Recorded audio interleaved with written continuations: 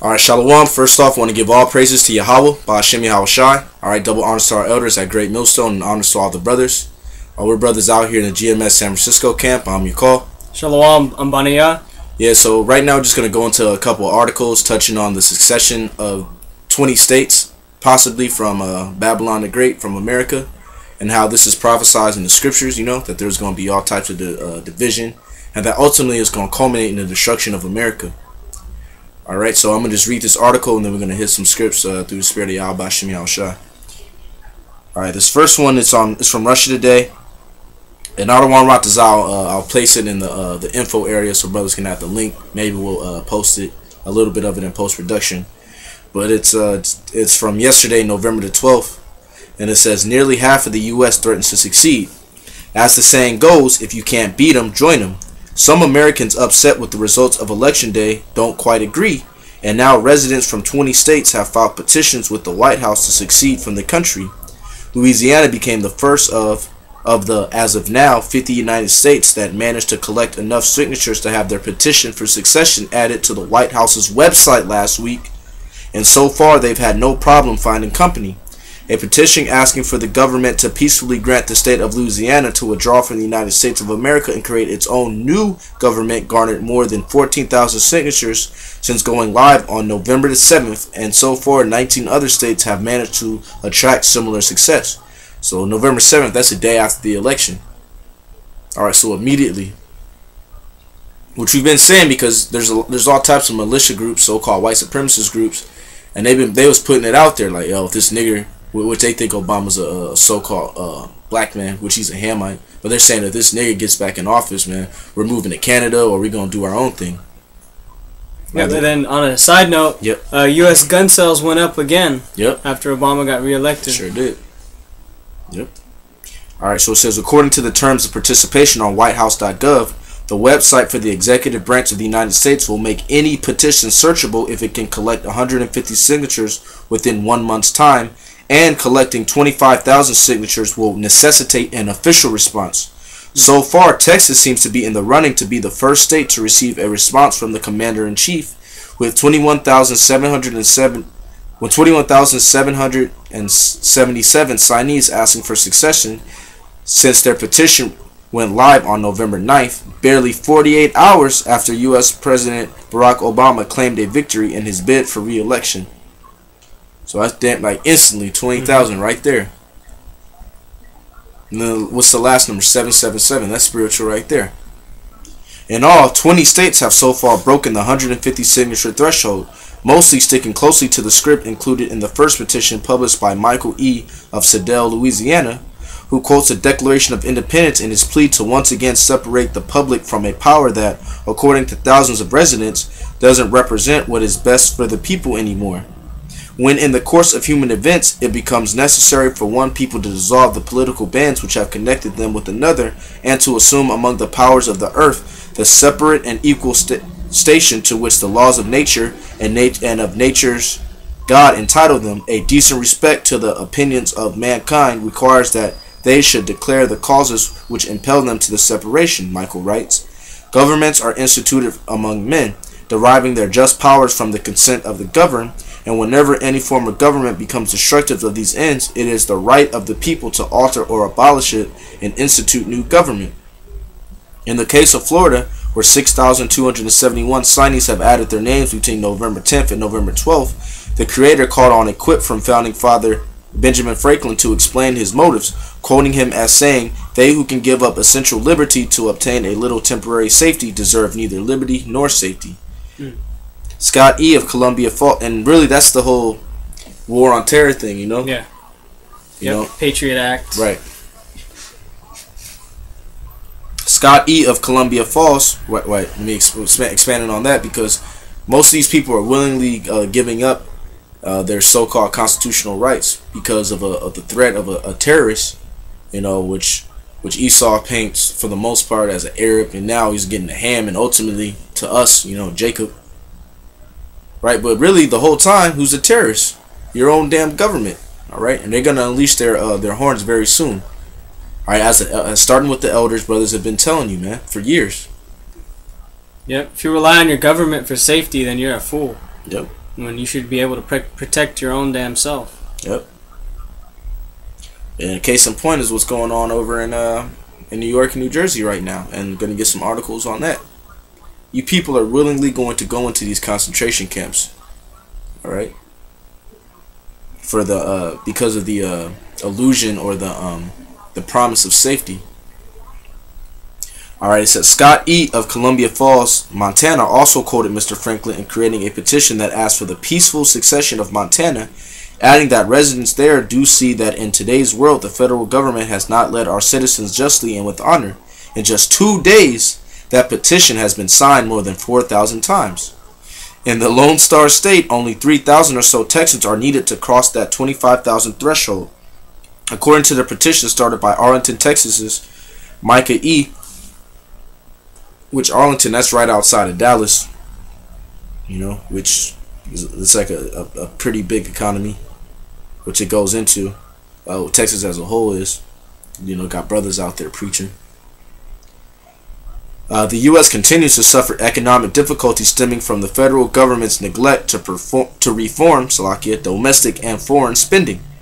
Given that the state of Texas maintains a balanced budget and is the 15th largest economy in the world, it is practically feasible for Texas to withdraw from the Union, and to do so would protect its citizens' standard of living and resecure their rights and liberties in accordance with the original ideas and beliefs of our founding fathers, which are no longer being reflected by the federal government, he writes, adding that the NDAA, National Defense Authorization Act, and Transportation Security Administration, or TSA, have blatantly abused the civil rights of Texans and other Americans, and cessation would be the only solution.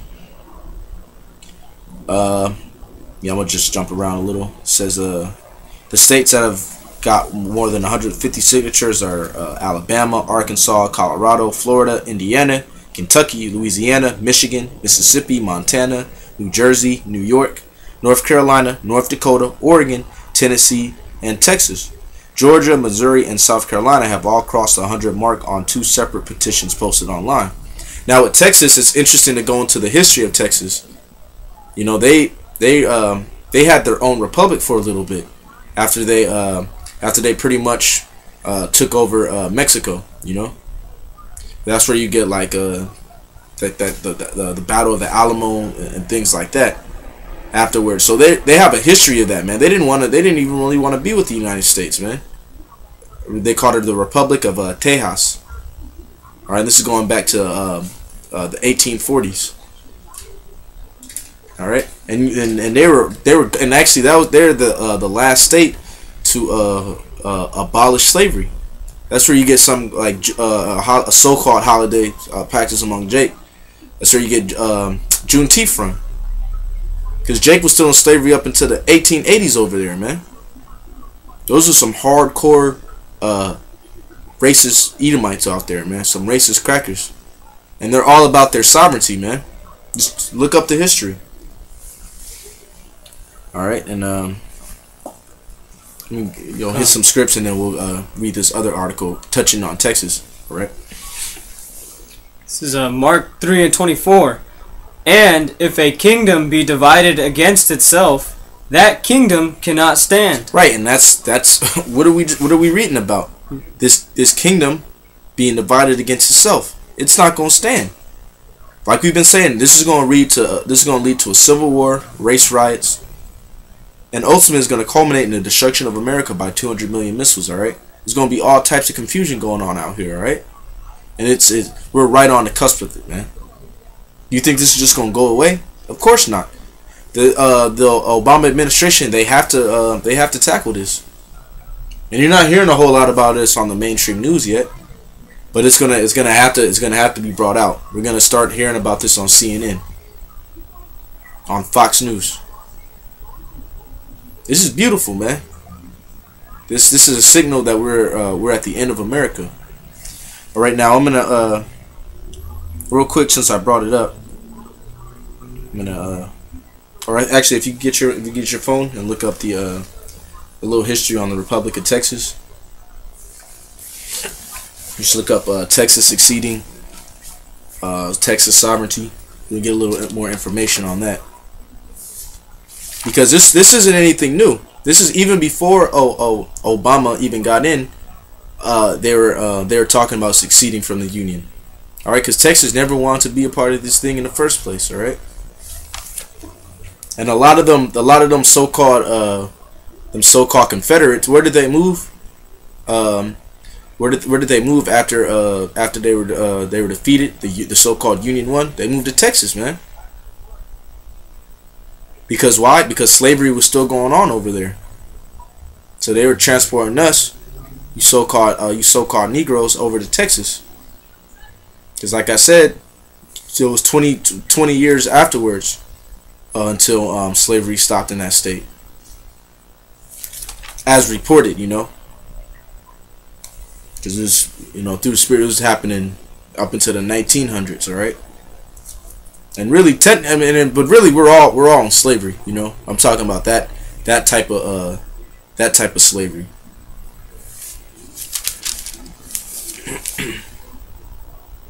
Oh, you got something? Mhm. Yeah, read that. Just jump around.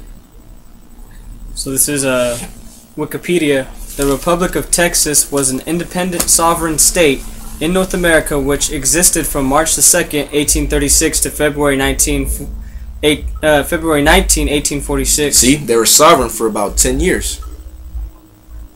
All right, and a lot of the these secessionists, they drew their inspiration from Texas, seeing their sovereignty. Right? They were doing their own thing, and that's why, like I said, that's why it's no surprise that who's leading the charge. Texas. And keep going. Okay. It says Slovakia. Its southern and westernmost boundary with Mexico was under dispute throughout the entire existence of the republic, with Texas claiming the boundary as the Rio Grande, known as the Rio Bravo del Norte, and Mexico claiming the boundary as the Nueces River. This dispute would later become a trigger for the Mexican-American War from 1846 to 1848 between Mexico and the U.S. after the annexation of Texas by the United States on December 19th, 1845. Right, and pretty much what happened was them Ishikarites, which a lot of the people in the government, they were Edomites, Spaniards. They let Esau from over here move in, and then pretty much they got deep and said, you know what, fuck y'all. They gave him land, but then Esau said, you know what, they saw that they had the number, they were getting the numbers up, they started moving more and more people in, and then they said, fuck it, man, we're just gonna take over this place, and that's how that came about. They were giving them large parcels of land and everything, man, just so they could inhabit it, but they gave them the land under the impression that they would harvest things under the control of Mexico. But that's Esau, man. He's not gonna be satisfied with you just helping him out with something, He's gonna want to take you over, man. That's why it says never trust thine enemy. But you know what? A lot of you so-called Mexicans, you love the white man unto this day, man. Like, yeah, it used to be our land, but now it's theirs. There's nothing we can do about it. That's pretty much it. Yeah, but I'm gonna read the scripture. This is 2nd Ezra chapter 15, verse 14. Woe to the world and them that dwell therein, for the sword and their destruction draweth nigh, and one people shall stand up to fight against another, and swords in their hands. For there shall be sedition among men, and invading one another, they shall not regard their kings nor princes, and the course of their actions shall stand in their power. So pretty much sedition among men. You look up sedition, it means a uprising, revolt against the government, man. Pretty much a revolution. Yep. And this is coming to pass right now, man. Yep. Matter of fact, if you could look up sedition. God, I just looked it up. It's the spirit. Yep. I hear sedition, online etymology dictionary, rebellion, from the Latin seditionum, civil disorder, dissension, a going apart, separation. The C means apart,